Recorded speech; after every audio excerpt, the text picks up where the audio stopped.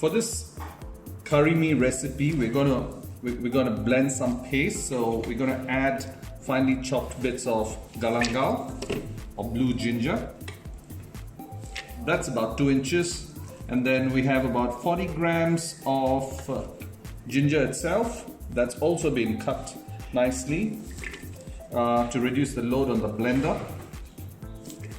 Then we have about 16 cloves of garlic. You may be wondering why is this so much, but I'm cooking for a lot of people.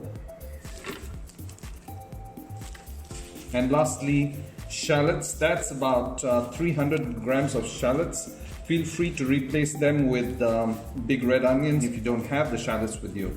Again, I've cut the shallots, although it's not necessary. That's about it. It's gonna go and sit on the blender machine and get it into a paste.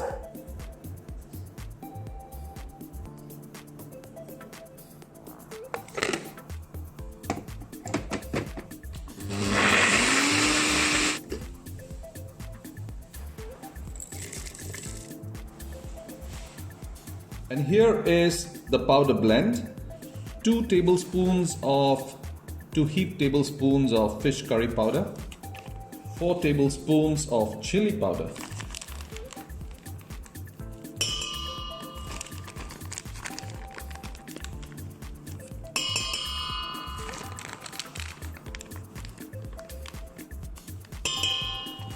six tablespoons of meat curry powder.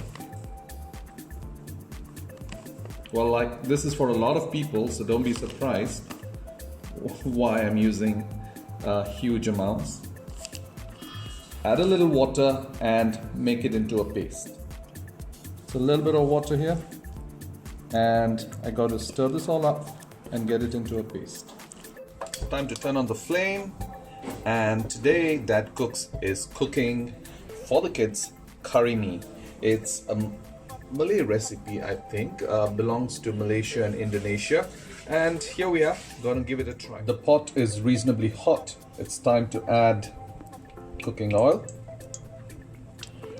Here's a stick of cinnamon for fragrance, a couple of star anise, and a few cloves. My kids really do not like the star anise and cloves, so once the fragrance has been released, I'm going to take it off.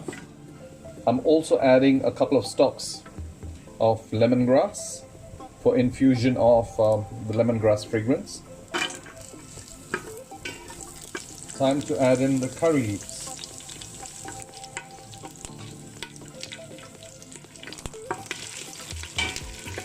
Time to add in the paste. Shallots, ginger, blue ginger. Ensure that it doesn't stick to the bottom.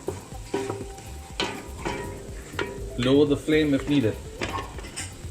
So this is homemade chili paste made using fresh red chilies, about 18 of them. Time to give it a stir.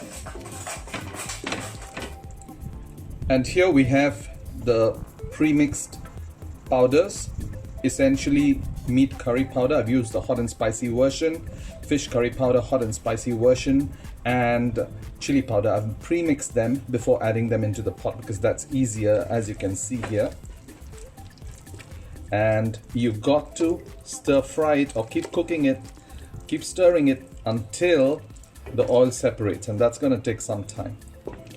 The curry paste is looking so good, orange red, and it looks fiery. I hope it tastes as fiery as I want it to be. Next we add chicken when the paste is almost done. It's still a couple of minutes away from being completely cooked, and then we add the chicken. The color of the rempah has changed. As you see the oil separating out at the surface and on the sides, the color of the rempah changes, and it's a signal for you that it's done. It's time to add meat and the rest of your ingredients in time to come. And it's time to add the first of the protein ingredients. There's some chicken. Don't cut them too big. This is mee curry, so the chicken needs to be cut into bite sizes. Not too small that they disintegrate. Give it a gentle stir, and then I'm going to add pre-prepared chicken stock. I made our own chicken stock, so I'm going to add that instead of adding normal water to give some extra kick to this mee curry dish. And it's time for the homemade chicken stock to go in.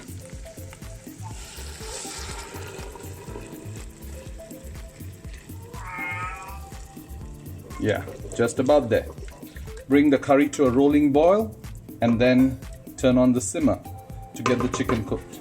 While we wait for the chicken curry to boil with the stock that we have just added in, it's time to add a couple of chicken stock cubes and stir them well.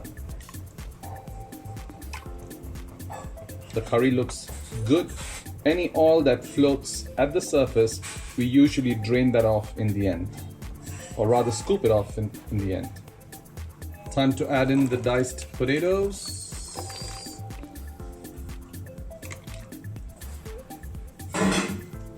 Give it a stir. And the blanching of the yellow noodles, and that's only for 15 seconds to loosen them.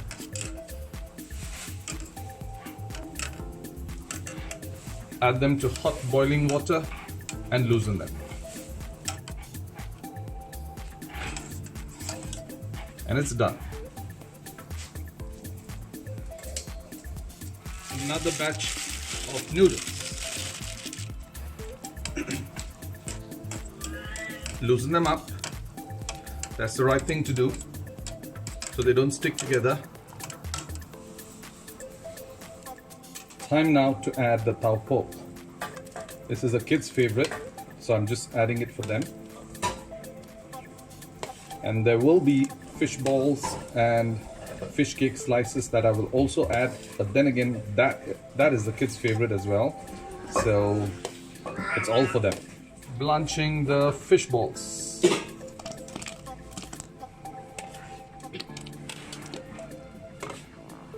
That's for the kids, so I don't want to mix that with my mee curry.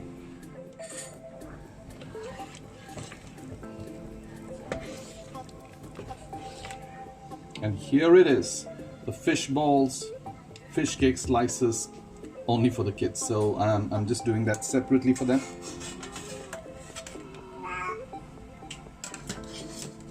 It's time now to add the vegetables. Never forget good old vegetables. So we've used savi here, locally famous. Just going to blanch it for a while and take it out. So vegetables are for the old folks like me.